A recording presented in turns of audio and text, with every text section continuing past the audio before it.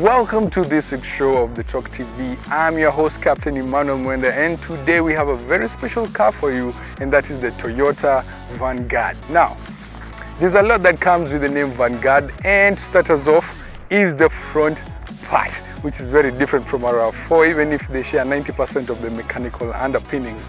Other notable features will be the fact that it can seat 7 like a Toyota Prado. But for this and more detailed analysis, join me as we explore this beautiful car.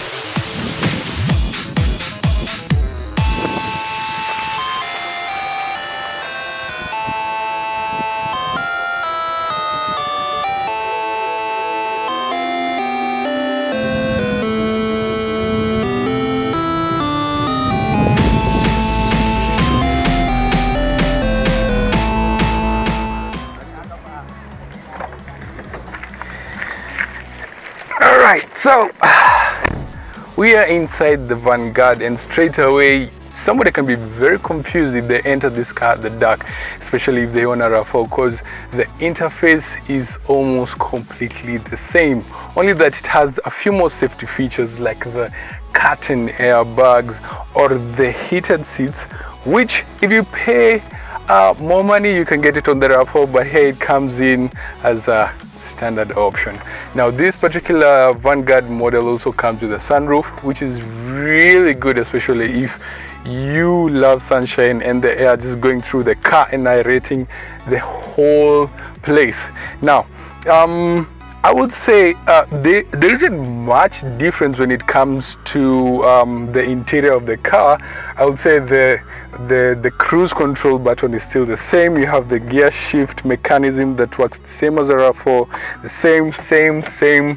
What is different from this car interior wise from the RAV4? I don't know, but maybe we can find something at the back.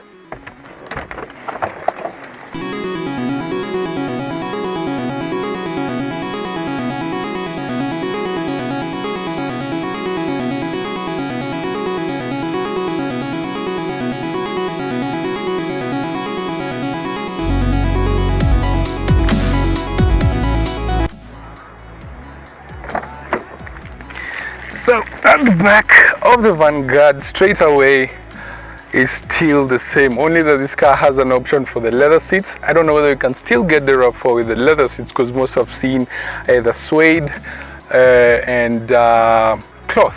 Now, one thing you need to realize also with this car, the Vanguard, it is our luxury step higher than the RAV4. It's a car that you would buy if you don't have enough to buy a Prado, and that's why it's in between. If you don't want a very expensive car, buy the RAV4. If you don't want a Prado but you still want a RAV4, then go for the Vanguard, because in the middle you get a bit of compromise of both cars. Now the space here is still the same as the RAV4, a lot of leg room for somebody like me who is 6 foot, and also a bit of more headroom on the head. I mean, this is the knee room, by the way. I don't want to confuse you guys. This is the knee room, which is a lot, and the headroom, of which is still good. Now if I close the car, I think we can sit 3 of us quite comfortably, and 4 will be much of a squeeze. But you still have the only thing I don't like about the doors is that you only get a pouch to put water only, and none other thing. The only other space it has is for the speaker and the car locking mechanism opening, and the window mechanism as well. Now of course you can pull this down to bring in a an armrest, as well as a cup holder for the 2 of you if you're seated only 2. And I like this car because with the leather option, it's actually pretty comfortable. It's you can actually relax in this car as you go. And as always, the Vanguard being a bit of a luxury step higher, you can be able to also push the seat backwards so that you can recline a bit more, especially in long distance travel. For example, all you have to do is push this lever at the edge of the chair right here, and then you push it back. Now, same, if you want this seat to go back, all you have to do is push this lever here, and then you recline back like that, and you got yourself some really good space to play with. And of course, if your head is big, you can adjust the headrest so that it fits just as well. So if I can say like this, what about the guys at the back? There's only one way to find out. Okay.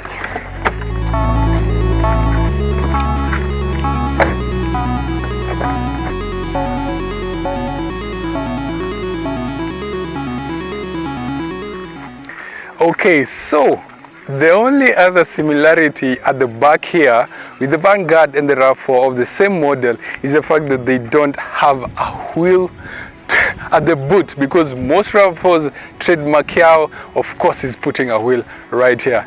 And as we had in our previous videos, is that the other RAV4 didn't have even a spare tire, and that's because they were designed to run with tires that are called run flats. That means if you have a puncture, the tire won't totally collapse and you can run with it even if there's no pressure until you reach a gas station where you can repair your car. So the Vanguard, does it have a spare wheel? We need to find out.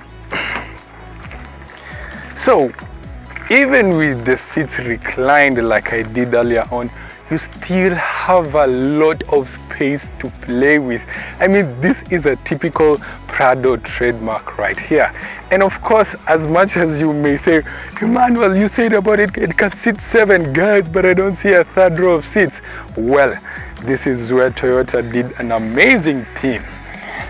And all you have to do is just play with the levers, and voila, a seat can come out where you can carry all the guys from Ushago to your other side.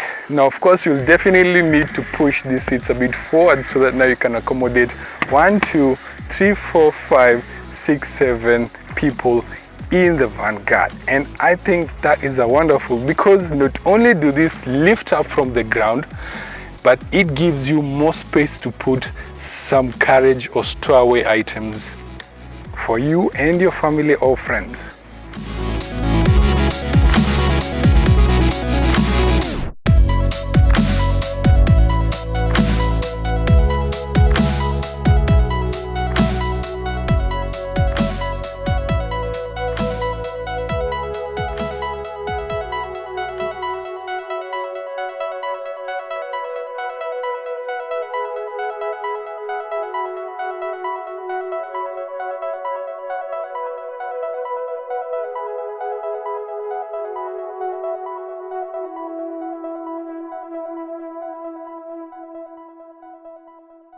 It can sit 7, but can it sit 7 as comfortable as a Toyota Prado?